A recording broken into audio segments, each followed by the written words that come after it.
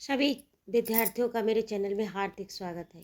आज मैं उपस्थित हूँ आपकी हिंदी ग्रामर सीरीज के अंतर्गत अलंकार लेकर।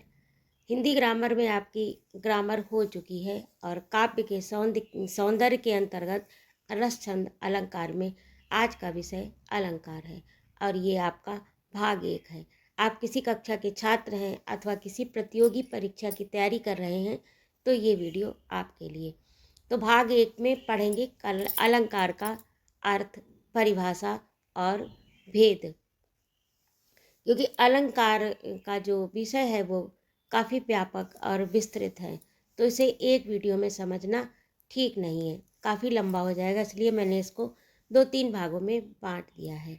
तो आज आपका पहला भाग है।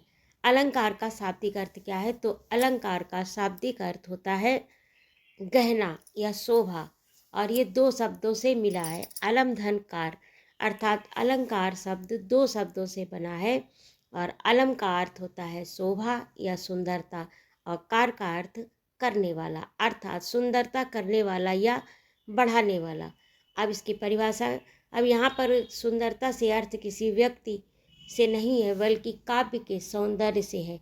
काव्य की शोभा बढ़ाने वाले तत्वों को अलंकार कहते हैं, यानी वे शब्द जो काव्य की पंक्तियों की शोभा बढ़ाएं, उसकी सुंदरता बढ़ाएं, उसको अलंकृत करें, वे अलंकार कहलाते हैं। अब अलंकार के 3 भेद होते हैं। पहला है शब्दालंकार, दूसरा अर्थालंकार, तीसरा उभय अलंकार। इनके भी आपस में भेद हैं, तो आइए एक एक करके जानते हैं। पहला है शब्दालंकार। शब्दालंकार, जहाँ शब्द के माध्यम से चमत्कार उत्पन्न हो वहाँ शब्दालंकार होता है, और अर्थ के माध्यम से जहाँ पर चमत्कार उत्पन्न हो वहाँ पर अर्थालंकार होता है, और जहाँ पर शब्द अर्थ दोनों के माध्यम से चमत्कार उत्पन्न हो वहाँ पर उभय अलंकार होता है। उभय का अर्थ होता है दोनों, तो यानी इसमें दोनों के गुण समाहित होते हैं। जिस पंक्ति में वह उभय अलंकार की श्रेणी में आता है। अब शब्दालंकार पहला है आपका, जो 3 भेद पढ़े हैं, शब्दालंकार, अर्थालंकार, उभय अलंकार। उसमें पहला है आपका शब्दालंकार के प्रकार, और शब्दालंकार के प्रकाश में है अनुप्रास, यमक, श्लेष, वक्रोक्ति और पुनरुक्ति प्रकाश। 5 भेद हैं। उनमें पहला है आपका अनुप्रास अलंकार की परिभाषा एवं प्रकार। अब अनुप्रास अलंकार के भी प्रकार हैं 5, तो आइए एक एक करके देखते हैं। आज के वीडियो में हम लोग अनुप्रास अलंकार के प्रकार ही पढ़ेंगे और अगले अंक में शेष। जहाँ एक वर्ण की एक से अधिक बार आवृत्ति हो वहाँ पर अनुप्रास अलंकार होता है। एक वर्ण की एक से अधिक बार, यानी जो भी वर्ण आए, जैसे का वर्ण आया तो का जो शब्द का संयोजन हो उसमें बार बार उन शब्दों का जो प्रारंभ हो वो किसी एक ही वर्ण से लगातार हो तो वहाँ पर अनुप्रास अलंकार होता है। जैसे उदाहरण से देखिए, तरण तनुजा तट तमाल तरुबर बहु छाए, तो यहाँ पर ता वर्ण की आवृत्ति कितनी बार हुई है? ता, तरण, तनुजा, ता, तट, तमाल, तरुबर, बहु छाए, और देखिए इससे इस पंक्ति की कितनी सुंदरता बढ़ गई। तो यहाँ पर क्या है? अनुप्रास अलंकार है। और दूसरा उदाहरण मैंने अपनी स्वयं की कविता का दिया है। पीत पट पहन पुत्र पीत वर्ण पत्रसी, कहाँ केली कुंजन क्यारिन में डोलती। तो यहाँ पर ऊपर वाली पंक्ति में पा की आवृत्ति कई बार हुई है, और केली की, कहाँ केली कुंजन क्यारिन में, और दूसरी पंक्ति में का वर्ण की कितनी बार आवृत्ति हुई है, तो यहाँ पर अनुप्रास अलंकार है। और अब अनुप्रास अलंकार के भी भेद होते हैं, और ये अनुप्रास अलंकार के 5 भेद हैं। पहला है छेकानुप्रास, वृत्यानुप्रास, लाटानुप्रास, अंत्यानुप्रास, श्रुत्यानुप्रास, अनुप्रास अलंकार के भेद। पहला है छेकानुप्रास। तो छेकानुप्रास की परिभाषा है, जहाँ कोई वर्ण लगातार 2 बार आए वहाँ पर छेकानुप्रास अलंकार होता है। जैसे सूर समर करनी करही, सूर समर 2 बार केवल सावर वर्ण की आवृत्ति है, करनी करही में का वर्ण की 2 बार आवृत्ति है, तो यहाँ पर छेकानुप्रास अलंकार होगा। अब चारु चंद की चंचल किरणें, तो चारु चंद्र 2 बार आवृत्ति है।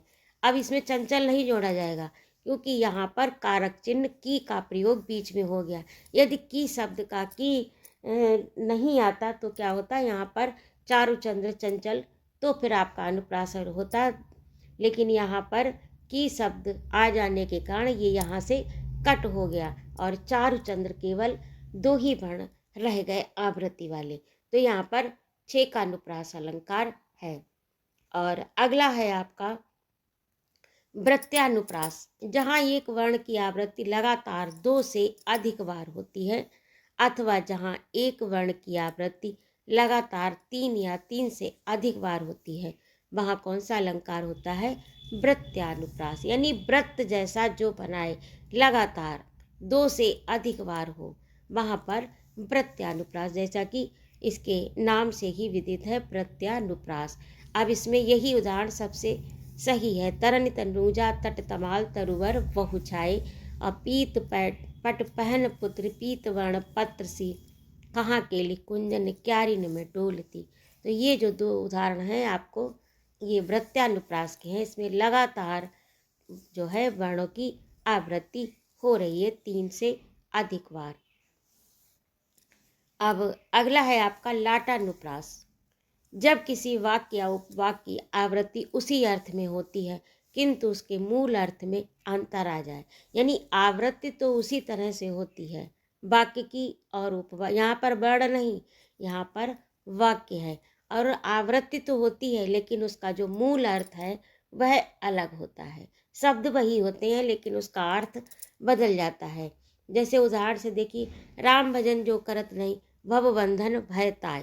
अब दूसरे में भी, दूसरी पंक्ति में भी वही वर्ण है, वर्णों का कहीं पर भी कोई अंतर नहीं कि राम भजन जो करत नहीं, भव बंधन भय ताई। अब इसमें थोड़ा सा सूक्ष्म अंतर है। जैसे ऊपर वाली पंक्ति में देखिए, राम भजन जो करत नहीं, यानी जो राम का भजन नहीं करते, भव बंधन भय ताई, उसको भव का, संसार का बंधन होता है। और राम भजन जो करत, अब इसमें नहीं नीचे लगा दिया और ऊपर कॉमा लगा दिया तो क्या हो गया, राम भजन जो करत, यानी जो राम का भजन करते हैं, नहीं भव बंधन ताई, यानी जो भजन करते हैं उनको संसार का बंधन नहीं होता, और जो राम भजन नहीं करते उनको भव का बंधन होता है। ये नहीं शब्द जो है वो इधर उधर करने से आपका अर्थ जो है वो बदल गया, तो यहाँ पर लाटानुप्रास होगा। अगला भेद है आपका अंत्यानुप्रास, जब किसी पंक्ति में अंतिम अक्षर की आवृत्ति लगातार होती है वह अंत्यानुप्रास होता है। अंतिम अक्षर यानी जहाँ पर जो पूरा वाक्य दिया है या पूरी पंक्ति कविता की दी है और उसका जो अंतिम वर्ण होगा और फिर दूसरी पंक्ति का भी वही वर्ण होगा, तो वहाँ पर अंत्यानुप्रास होगा। अंत अर्थात जैसा कि इसके नाम से ही विदित है कि अंत में अनुप्रास आएगा। प्रभु जी तुम दीपक हम बाती, जाकी ज्योत जरे दिन राती, ती का होगा। और ये कविता में अधिकतर होता है क्योंकि कविता में तुकबंदी ली जाती है और तुकबंदी में वर्ण की आवृत्ति एक जैसी ही होती है, तो यहाँ पर अंत्यानुप्रास अलंकार है। और अगला आपका है श्रुत्यानुप्रास, जब एक ही वर्ग माधुर्य वर्गी, यानी आपने वर्ण वाला जो वीडियो अगर देखा होगा तो आपको पता होगा कि माधुर्य वर्गी जो वर्ण होते हैं वे कौन कौन से होते हैं।